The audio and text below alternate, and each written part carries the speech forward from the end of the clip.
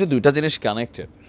জামাতের আমির তিনি আপনার প্রত্যেকটা সভার মধ্যে আওয়ামী লীগ নিয়ে ইদানিং অনেক কথা বলছেন, কিন্তু তিনি কি খবর রাখছেন যে একদম প্রত্যন্ত অঞ্চলে আওয়ামী লীগ নেতাকে মুক্ত করার জন্য জামাতের কর্মীরা গিয়ে থানায় চলে গেছে?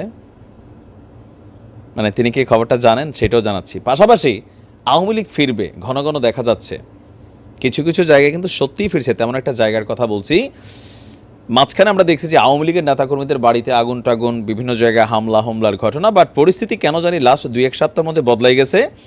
বিএনপি নেতাকর্মীদের বাড়িতে আওয়ামী লীগ সমর্থকদের হামলা, আহত 10। মানে বিএনপির কর্মীরা এক ধরনের পাত্তাই পায়নি। তো সবাই বলে যে না ভাই, আওয়ামী লীগ যথেষ্ট ঘাড় কাটা একটা দল, এবং কি বলা হয় যে একটু সন্ত্রাসী বেসিস দল হইতেও পারে। আচ্ছা, এখন আওয়ামী লীগকে ছাড়াতে দৈনিক সমকালের হেডিং লাইন হচ্ছে আওয়ামী লীগ নেতাকে ছাড়াতে থানার সামনে জামায়াতের বিক্ষোভ। আবার আমি নিজে কালকে নিউজ দিছি, যুবদলের এক নেতারে কোপাইয়া মাইরাই ফেলছে, বলতেছে এরা আগে ছাত্রলীগ ছিল এখন শিবিরের কর্মী। এরকম কিন্তু নিউজ আমি নিজে 4-5টা করছি। তার মানে প্রত্যন্ত অঞ্চলে আওয়ামী লীগ আর জামাত ভাই ভাই হিসাবে কিন্তু চলাফেরা শুরু হয়েছে। আবার এদিকে আমাদের জামাতে আমির তিনি সম্ভবত একটু প্রোগ্রাম নিয়ে ব্যস্ত থাকার কারণে অনেক খবর পাচ্ছেন না। এই খবরটা দিয়ে যাচ্ছি ওই খবরে। সন্দেহভাজন আসামি হিসাবে শফিকুল ইসলাম শিকদার নামে আওয়ামী লীগের এক নেতাকে গ্রেপ্তার করেছিল গাজীপুরের জয়দেবপুর থানা পুলিশ। শুক্রবার রাত 8টার দিকে ওই নেতাকে থানা থেকে ছাড়িয়ে নিতে বিক্ষোভ মিছিল করেছেন জামায়াত ইসলামের নেতারা। আর আমরা যদি দেখি, এই ব্যক্তি ছিল আপনার সদর উপজেলার মির্জাপুর ইউনিয়নের 2 নম্বর ওয়ার্ড আওয়ামী লীগের সাংগঠনিক সম্পাদক। পরে আপনার জামাতের 50 থেকে 60 জন নেতাকর্মী এই মানুষটাকে মুক্ত করার জন্য তারা ওইখানে আসছে। জামাতে ইসলামী গাজীপুর সদর নায়েবে আমির তিনি বলছেন শফিকুল আমাদের সংগঠনের লোক। গুড, আগাই যান। আওয়ামী লীগ এরকম এক সময় দেখেন না, এখন শিবিরের কমিটি সব আমার। এখন দেখা গেছে কে কার ছিল। তো কৌশল মনে হয় নাকি না লোকালি পাওয়ারফুল ফিল করার জন্য? কারণ অনেস্টলি যদি আমি বলি, জামাতের কর্মীরা এরকম অনলাইনে আছে তো বেশিরভাগ ভদ্র। আমরা আওয়ামী লীগ বিএনপি যারা আছি এরকম অন্য দলগুলা, এরা কিন্তু একটু ঘাড় কাটা বা দেইরা ধরেন এলাকার একটু থাকে না যে প্রতাপশালী ভাবটা, বেটা তুই আমার চিনোস, এরকম লেভেলে আমরা কথা বলি। তো এরকম ক্ষেত্রে অনেক জায়গায় মানে দীর্ঘ লম্বা একটা সময় জামাত ক্ষমতায় ছিল না, কৌশলে জামাত রাজনীতি করছে ঠিকই, কিন্তু লোকাল এরিয়াতে তারা তাদের ক্ষমতাকে কিন্তু আর রাখতে পারে নাই। তো এখন আওয়ামী লীগের উপর অনেক জায়গায় নির্ভর হচ্ছে, কারণ আমি গত বেশ কয়েকদিনে এগুলাই দেখছি। আবার নিজেদের লোক বলেও দাবি করছে। এর আগে 14 গ্রামের একটা ঘটনা বলছি। যাই হোক, নিশ্চয়ই জামাতের আমির বিষয়টা কনসার্ন নেবেন, রেফারেন্স না দিলে আবার বলবেন তুই বানাইয়া বলস। আচ্ছা, এবার আসেন আওয়ামী লীগ ভয়ঙ্কর রূপে কোথায় ফিরে আসলো।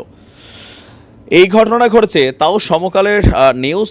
সালথায় আধিপত্য বিস্তার করতে বিএনপি নেতাকর্মীদের বাড়িতে আওয়ামী লীগ সমর্থকদের ব্যাপক হামলা, মানে ঘর বাড়ি সব সমান করে ফেলছে। আর স্থানীয় বিএনপি এবং অঙ্গ সংগঠনের একাধিক নেতাকর্মীদের বাড়িতে হামলা ও ভাঙচুর চালিয়েছে। অভিযোগ, উপজেলা আওয়ামী লীগের সহসভাপতি শাহিদুজ্জামান শাহিদের সমর্থকরা এই হামলা চালিয়েছে। শুক্রবার সকাল 10টার দিকে উপজেলার মাজারদিয়া গ্রামে এই হামলার সময় অন্তত 10 জন মানুষ আহত হয়েছেন। প্রত্যক্ষদর্শীদের বক্তব্য, এমনি করছে না, মানে বিএনপি এখন ক্ষমতায় আসবে চিন্তা করে বলতেছে যা আছে আওয়ামী লীগের সব আমরার, বালুঘাট আমরার, রাস্তাঘাট আমরার, টেন্ডারবাজি আমরা, মানে এরকম ফিলোসফিতে অনেকে যারা বিশ্বাস করেন। আওয়ামী লীগের তো কী হয়েছে, ক্ষমতা ওই দিকে গেছে, আমরা তো আসি মাঠে, এই এলাকা আমরা ছাড়া কোনো কথা হবে না। এখন অনেক এলাকা কিন্তু এরকম প্রভাব আওয়ামী লীগ বিস্তার করছে।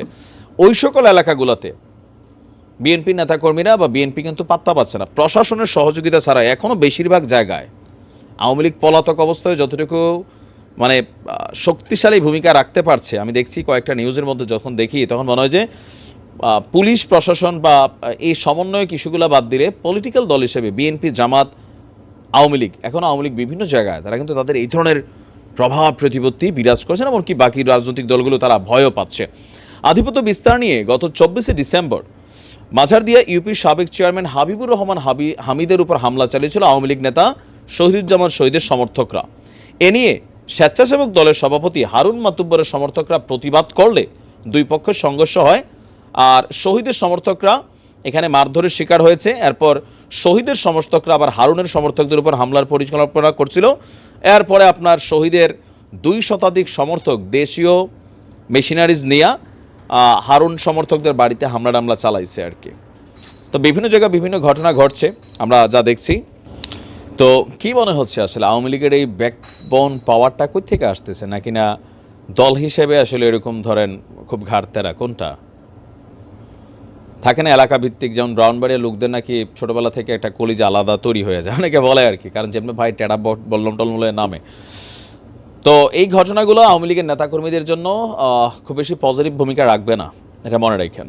তবে আওয়ামী লীগের নেতাকর্মীদের বক্তব্য, ভাই বাচ্চা থাকতে হলে কিছু তো মাঝে মাঝে লাড়াচাড়া দিতে হয়, দেখি আমি কমেন্টের মধ্যে যে এগুলাই ঘটছে আর কি। তো যাই হোক, ভালো থাকুন, আসসালামু আলাইকুম।